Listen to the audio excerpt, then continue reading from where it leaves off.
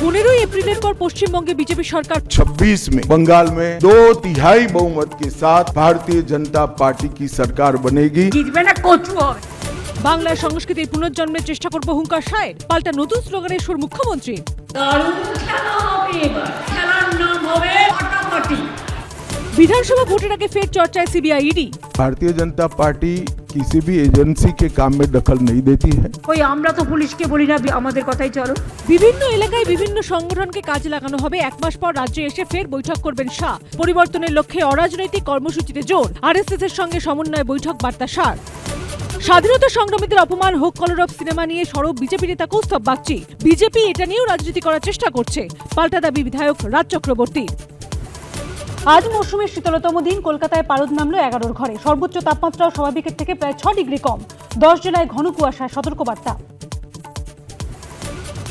সেলিব্রিটিদের বিতর্ক থেকে বক্স অফিসের মার্কশিট, সিনে সার্কিটের সেরা ফ্ল্যাশব্যাক, সাল শেষের আনন্দে ফিরে দেখা বিনোদন। সকাল 10:30।